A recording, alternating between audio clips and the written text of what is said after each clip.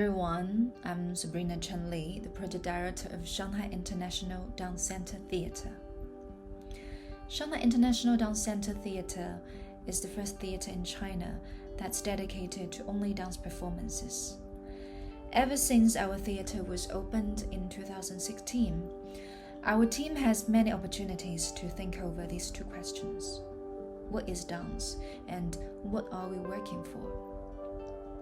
I thought I had figured out my answers after witnessing so many impressive shows and events taking place in our theatre over the past 4 years. But when the pandemic struck China in January, when countless people threw themselves into the front line to make their contribution and maintain order in life, we had to close our theatre. I was hit hard by the fact that there was nothing we could do. There was nothing dance could do. That was when this question ran in my mind again. What is dance? I couldn't give myself a satisfactory answer until one day I saw this video on the internet. 3, 2, 1， 高草原最美的花，火红的萨日朗，一梦到天涯遍地是花香。流浪的人儿啊，心上有了她，千里万里也会回头望。All my perplexity disappeared when I saw this video, and I believe that anyone who sees it would know what dance is. Dance needs no language. We feel it with our instincts. Now I am more confident to tell our audience that everything we do is meaningful. Audience who come to our theatre know that contemporary dance takes up a large proportion of all the projects hosted by us. Many people ask why we have chosen so many contemporary works and what contemporary dance is. Truth is, different people have different understanding of the term contemporary dance. Whatever it is, all the things that are happening right now, all the thoughts that you have in the moment, and all the values that are shaped by this time can be expressed in the form of contemporary dance.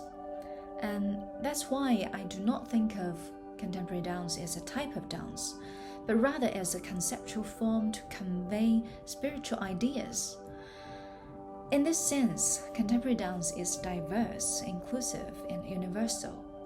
The reason why we need contemporary dance is because it can be the common language understood by different races, countries, and cultures.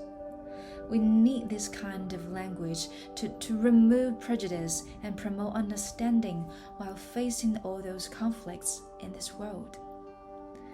The video of the square dance at Mobile Hospital is a typical example of contemporary dance. Although no one in this video is a professional dancer and their dancing skills were far from reaching stage standards, the people who watched this video were all deeply moved by their dance. That's why we're confident to say that the value of contemporary dance far exceeds the dance itself, especially in this special year.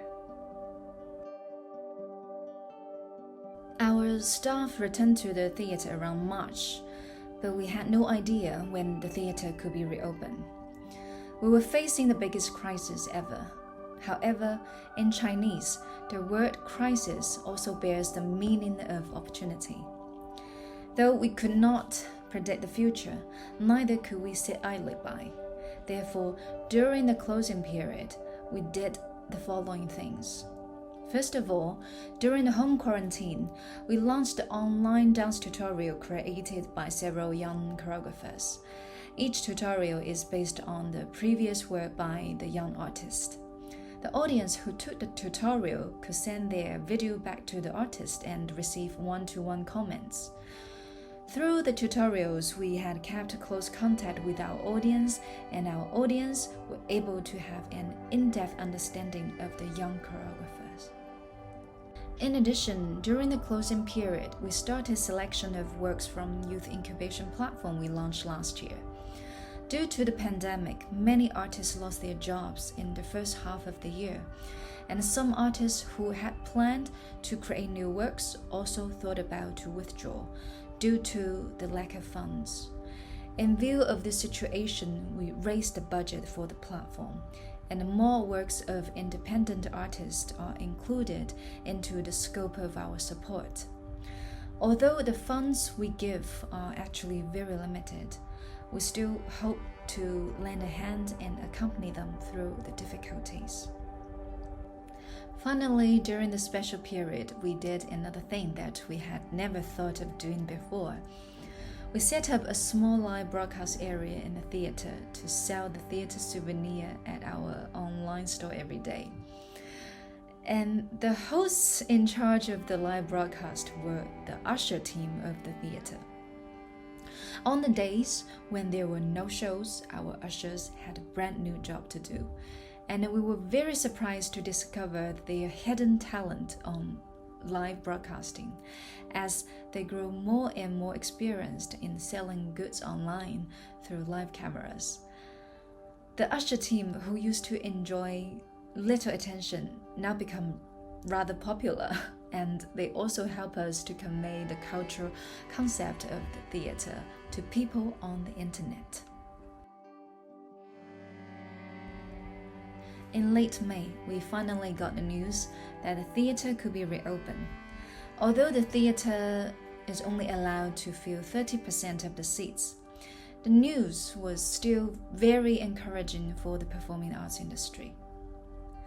Epidemic prevention has been the most worrying task for us since we resumed business. To cope with the situation, we formulated a very detailed epidemic prevention plan, including sealing 70% of the seats, setting up areas for temperature measurement and personal information registration, and changing the broadcasting and promotional videos into customized content for epidemic prevention. In July, we also set up automatic check-in machine with the function of facial recognition to facilitate the prevention work. After we resumed business in early June, the first group of audience that arrived was the consul generals in Shanghai and the medical workers who set out from Shanghai to join the fight against COVID-19 in Wuhan. It was a day of historical significance for our theater. Many of our staff watched the first show after pandemic in tears. It seemed to us that we were witnessing the rebirth of our theater. From June to today, our theater has had performances almost every week. We seem to have found a way to adapt to the 30% restriction and keep everything running. We have been helping independent dance companies return to the theater. We seized the opportunity to draw the audience attention to the local young artists. But even after the rebirth, there is no quick way for the theater to return to its past. We don't know how much longer this situation will last, but I believe everyone in the performing arts industry has learned an important lesson on how to get out of our comfort zone, adapt to new changes, and to find new ways out of a crisis. After all, the external environment is always uncertain, and to resist the blow of uncertainty, what we can do is to make ourselves stronger.